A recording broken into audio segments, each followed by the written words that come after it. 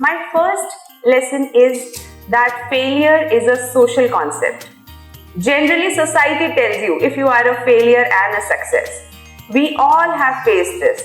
The moment you give an entrance exam, the moment you start a business, the moment you enter into a relationship, people tell you, oh, not this time. Again, she couldn't clear the exam. Oh, he started a business, he failed. Oh goodness. So this is the kind of tags of failure that society puts on you. The problem is we ourselves don't consider ourselves failures, but society makes you a failure or a success. This is the problem. The moment somebody is trying to put a tag on you, see through. It's not them who should decide whether you are a failure or a success. Who should decide? Only and only you should decide when you have been a failure and when you have been a success. Nobody can tell you whether you are a failure or a success. Second, there is a horizontal aspect of our life, and failures and success govern all of them. So there are people who are academic failures, others are career failures, professional failures, and some others are emotional failures, and more are social failures, and above all is identity failure. Identity failure is when you don't know what you want to do and you act by the society set parameters. Marriage at 25, career set at 27, child before 30, and first house before 35. All this is what society sets for you. The moment you go beyond, any timeline you go beyond, they will term you failure. But this horizontal aspect, even when not important for society, it is important for you. If you are failing as an emotional person and you are very successful as a profession, it's still a failure. So it is very important to have a balance. Because if you regret at the end that you are a very rich, successful person with nobody else to enjoy with, then it is again something you regret. And if you have very loving, good friends, good family, but no money, again it is a problem. Therefore, a balance in all aspects of life is important. So here we are not talking only about career failures. It is very important that you look your life holistically and organically. Third thing I have analyzed through my failures is that there is a vertical aspect to failures. So imagine there is a mountain which is 500 meters and the person who quit at 50 meters is a failure.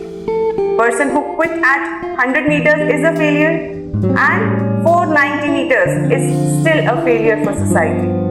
Only the person who reaches the apex, the peak, the summit is called as success.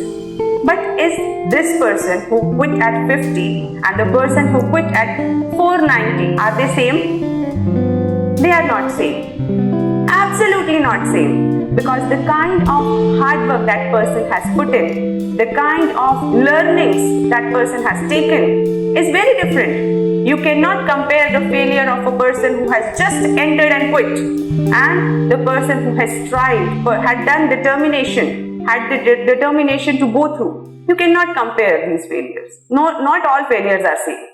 So important what is your pursuit. The person who has failed at 490 is a different person. He is an evolved being. He has learned a lot in the journey. He has the lessons, the wisdom, the knowledge, the skills which he or she can utilize in another venture. This takes me to another of my point. That is, we should not consider ourselves as failure if we just do not reach the peak. Peak is just one point, and as people say, when one door closes, many doors open. But truth be told, these doors are open only for prepared people. So the person who quit at 490, for him or her, these doors are open, not for the person who quit at 50, because the learnings are different. This person who has learned along the way has other doors open for him or her. Take the example of Amitabh Bachchan. he was rejected as a radio jockey because of his husky voice. And now that voice has become the major attraction. The huskiness, the sincerity of that voice has become the major attraction. And of course, we all know he has failed many times and yet again succeeded. So the doors open only for those who keep learning and who keep their pursuit on. This leads to my fifth point. It is very important that we analyze our failures. Many a times I have seen that because somebody tells you being monkey is the next best thing in market, we all try to become monkeys. But if you are better at swimming, then be a fish, because you have to play on your strengths. The moment you move beyond your strengths, the moment you try to become something which other person is telling you to, then you lose your strengths and this becomes inevitable failure. Inevitable, because you are not prepared for that. You are not loving that. You are not passionate about that. So if you are having failures in life, analyze. Is there something wrong with what you are trying to achieve? Is there something wrong in your direction? Analyze. I never say just be obsessive about one thing, but yes, one has to have determination and passion. At the same time, with analysis, whether the direction is right. If you are a fish, be a fish. Be a good fish. Don't be a bad monkey. Because when in society it will judge you, it will always say, this is a bad monkey and that is a good fish. So always do what you are best at. After this, I'll tell you my sixth lesson. Regrets. Failures are not that painful. Yes, they are painful. So we all know failures are emotional. Moment we fail, we are emotional. World comes crashing onto us. They are hurtful. They are people criticize us when we fail. People judge us when we fail, and it is like it is more than physical pain. So somebody hit you, it's not that painful. But if you fail, then it's painful. But trust me, the pain of failure is still less than the pain of regret.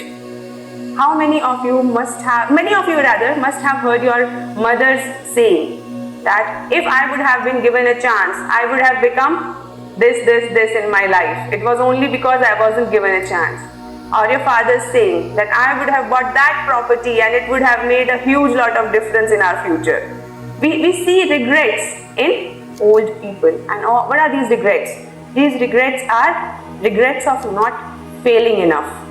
So yes, failure is painful, but regret is more painful. So choose your pain. It is better you do something and then fail. Because in that failing also, there is a lot of learnings that go along the way. I'll just try to put an example here. Steve Jobs. So Steve Jobs was an academic failure, we all know. He quit, he dropped out of his college in his first year, and out of that, he still didn't stop learning.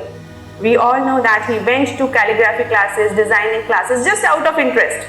No specific purpose, but he kept on learning. And 10 years later, he connected the dots.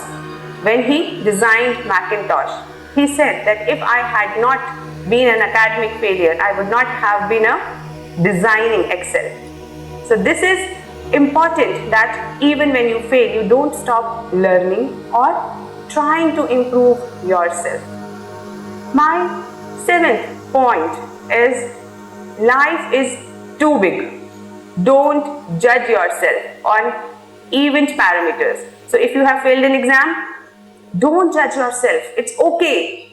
Don't just judge yourself with one relationship, one event, one success, one business idea, one entrepreneurial startup. No, don't judge yourself. And I'll tell you why. So we all know Einstein. So Einstein was termed as a failure because he could not read when he was 4. He could not rather speak when he was 4. And again he was termed a failure at 7 because he could not read. And we all know what scientific marvel he was. Similarly, Edison, We all are enjoying the benefits of inventions of Edison, and Edison was termed as a failure because he had learning disabilities. And we all know that now he held more than 1,000 patents in his name. So what people tell you or what you feel at that particular moment is not important, because sometimes it is inevitable to feel as a failure, but you have to move beyond that feeling and realize that life is a beautiful journey that goes a long, long way. You never know when this failure will turn to success.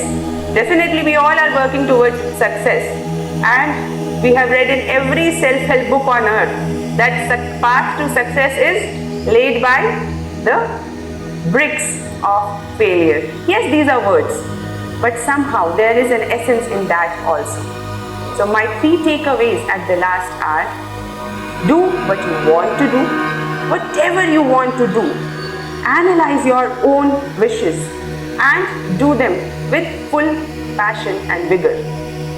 Second, don't quit learning. Failure is just a small break. Keep learning. You have to focus more on deserving and pursuit rather than success and failure, because success and failures are just events, but what brings them is your pursuit and your learnings. And my last, so if you ever think that you have failed, remember, FAIL means fight again in life. Fight again. You are a fighter. Thank you.